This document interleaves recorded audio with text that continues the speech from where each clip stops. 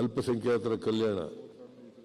ಹಲವೆನ್ನದ ಹಿರಿಮೆಯೇ ಕುಲವೆನ್ನದ ಗರಿಮೆಯೇ ಸದ್ವಿಕಾಸಶೀಲ ನುಡಿಯ ಲೋಕಾವೃತ ಸೀಮೆಯೇ ಈ ವತ್ಸರ ನಿರ್ಮತ್ಸರ ಮನದುದಾರ ಮಹಿಮೆಯ. ಇವರು ಇದನ್ನು KS ನಿಸಾರ್ ಅಹಮದ್ ಅವರು ಬರೆದಿರ್ತಕ್ಕಂಥ ಒಂದು ಪದ್ಯ. ಪ್ರಸ್ತುತ ಕಾರ್ಯನಿರ್ವಹಿಸುತ್ತಿರುವ 250 ಮೌಲಾನಾ ಆಜಾದ್ ಆಂಗ್ಲ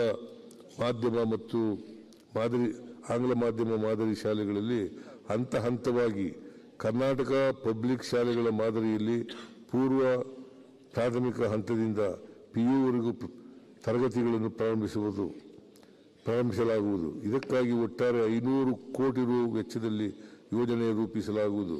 ಪ್ರಸಕ್ತ ವರ್ಷದಲ್ಲಿ 100 ಕೋಟಿ ರು ಅನುದಾನವನ್ನು ಒದಗಿಸಲಾಗಿದೆ. ಶಾಲಾ ಶಿಕ್ಷಣ ಇಲಾಖೆಗೆ ಸಹಯೋಗದೊಂದಿಗೆ ಸದರಿ ಕಾರ್ಯಕ್ರಮವನ್ನು ಅನುಷ್ಠಾನಗೊಳಿಸಲಾಗುವುದು.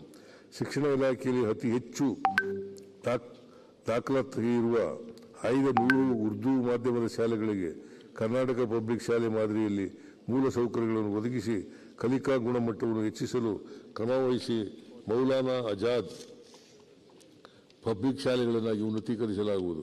ಒಟ್ಟಾರೆ 400 ಕೋಟಿ ರು ವೆಚ್ಚದಲ್ಲಿ ಅನುಷ್ಠಾನವಾಗಲಿರುವ ಈ ಯೋಜನೆಗೆ ಈ ವರ್ಷದಲ್ಲಿ 100 ಕೋಟಿ ರು ಒದಗಿಸಲಾಗಿದೆ. 23-24ನೇ ಸಾಲಿನಲ್ಲಿ ಪದವಿ ಪೂರ್ವ ತರಗತಿಗಳನ್ನು ಪ್ರಾರಂಭಿಸಲಾಗಿರುವ 62 ಅಲ್ಪಸಂಖ್ಯಾತರ ಮೊರಾರ್ಜಿ ದೇಸಾಯಿ ವಸತಿ ಶಾಲೆಗಳಲ್ಲಿ ವಾಣಿಜ್ಯ ವಿಭಾಗವನ್ನು ಪ್ರಾರಂಭಿಸಲಾಗುವುದು. ಮುಖ್ಯಮಂತ್ರಿಗಳ ಅಲ್ಪಸಂಖ್ಯಾತರ ಕಾಲೋನಿ ಅಭಿವೃದ್ಧಿ ಯೋಜನೆಯಡಿ 1,000 ಕೋಟಿ ರು ಕ್ರಿಯಾ ಯೋಜನೆಯನ್ನು ತಯಾರಿಸಲಾಗಿದ್ದು ಕಾಮಗಾರಿಗಳನ್ನು 25-26ನೇ ಸಾಲಿನಲ್ಲಿ ಅನುಷ್ಠಾನಗೊಳಿಸಲಾಗುವುದು.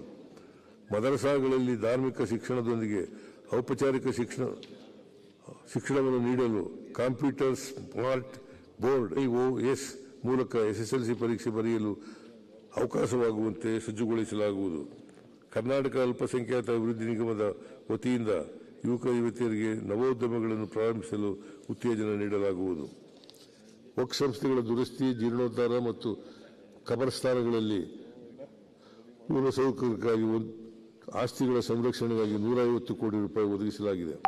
ಅಲ್ಪಸಂಖ್ಯಾತರ ಮೆಟ್ರಿಕ್ ನಂತರದ ವಿದ್ಯಾರ್ಥಿ ನಿಲಯಗಳಲ್ಲಿ ಸ್ಪರ್ಧಾತ್ಮಕ ಪರೀಕ್ಷೆಗಳಿಗೆ ಮತ್ತು ವೃತ್ತಿ ಮಾರ್ಗದರ್ಶನಕ್ಕೆ ಕ್ಯಾರಿಯರ್ ಗೈಡೆನ್ಸ್ ತರಬೇತಿ ನೀಡಲಾಗುವುದು.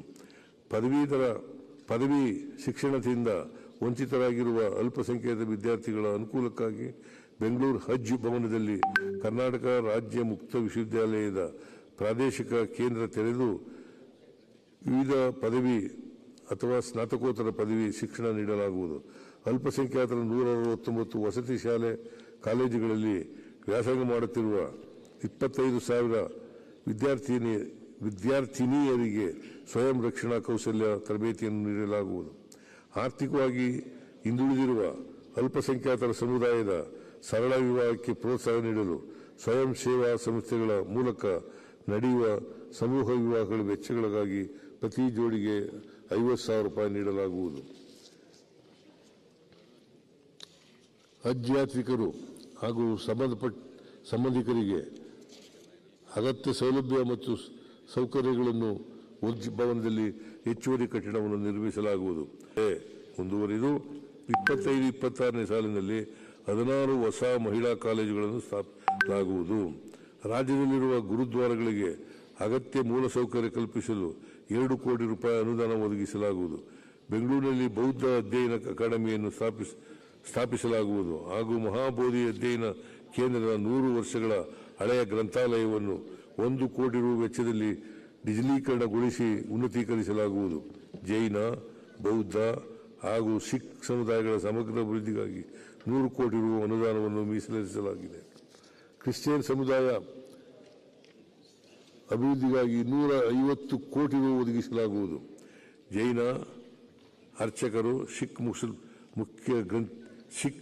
ಮುಖ್ಯ ಗ್ರಂಥವನ್ನು 6,000 ರೂಗಳಿಗೆ ಹೆಚ್ಚಿಸಲಾಗುವುದು. ಸಿಖ್ ಸಹಾಯಕ ಗ್ರಂಥಿಗಳು ಹಾಗೂ ಮೋಜಿನ್ಗಳಿಗೆ ನೀಡುವ ಮಾಸಿಕ ಗೌರವವನ್ನು 5,000 ರೂಗಳಿಗೆ ಹೆಚ್ಚಿಸಲಾಗುವುದು. ಪ್ರಾಚೀನ ಬೌದ್ಧ ಕೇಂದ್ರವಾಗಿರುವ ಕಲಬುರಗಿ ಜಿಲ್ಲೆಯ ಚಿತ್ತಾಪುರ ತಾಲೂಕಿನಲ್ಲಿ ಸನ್ನತಿ ಅಭಿವೃದ್ಧಿ ಪ್ರಾಧಿಕಾರ ರಚಿಸಲಾಗುವುದು. ಅಲ್ಪಸಂಖ್ಯಾತರ ಸಮುದಾಯದವರಿಗೆ ಸಾಂಸ್ಕೃತಿಕ ಮತ್ತು ಸಾಮಾಜಿಕ ಚಟುವಟಿಕೆಗಳನ್ನು ಹಮ್ಮಿಕೊಳ್ಳಲು ಹೋಬಳಿ ಮತ್ತು ತಾಲೂಕು ಮಟ್ಟದಲ್ಲಿ 50 ಲಕ್ಷ ರು ಹಾಗೂ ಜಿಲ್ಲಾ ಮತ್ತು ಮಹಾನಗರ ಪಾಲಿಕೆಗಳ ವ್ಯಾಪ್ತಿಯಲ್ಲಿ 1 ಕೋಟಿ ರು ವೆಚ್ಚದಲ್ಲಿ ಬಹು ಉಪಯೋಗಿ ಭವನಗಳನ್ನು ನಿರ್ಮಿಸಲಾಗುವುದು. ಅಲ್ಪಸಂಖ್ಯಾತರು ಹೆಚ್ಚಿನ ಸಂಖ್ಯೆಯಲ್ಲಿ ವಾಸಿಸುತ್ತಿರುವ ಪ್ರದೇಶಗಳಲ್ಲಿ ಐಟಿಐಗಳಲ್ಲಿ ಹೊಸ ಕೋರ್ಸ್ಗಳನ್ನು ಹೆಚ್ಚುವರಿ ತರಗತಿ ಪ್ರಾರಂಭಿಸಲಾಗುವುದು. ಕೆಇಎ ಮುಖಾಂತರ ವೃತ್ತಿಪರ ಕೋರ್ಸ್ಗಳಲ್ಲಿ ಪಡೆಯುವ ಅಲ್ಪಸಂಖ್ಯಾತ ವಿದ್ಯಾರ್ಥಿಗಳಿಗೆ 5 ಲಕ್ಷ ರುಗಳಿಗೆ ಸೀಮಿತಗೊಳಿಸಿ ಶುಲ್ಕದಲ್ಲಿ 50% ಮರುಪಾವತಿ ಮಾಡಲಾಗುವುದು. ಅಲ್ಪಸಂಖ್ಯಾತ ವಿದ್ಯಾರ್ಥಿಗಳಿಗೆ ನೀಡಲಾಗುತ್ತಿರುವ ರಾಷ್ಟ್ರೀಯ ವಿದೇಶಿ ವಿದ್ಯಾರ್ಥಿ ದಿನವನ್ನು 20 ಲಕ್ಷ ರುಗಳಿಂದ 30 ಲಕ್ಷ ರುಗಳಿಗೆ ಹೆಚ್ಚಿಸಲಾಗುವುದು.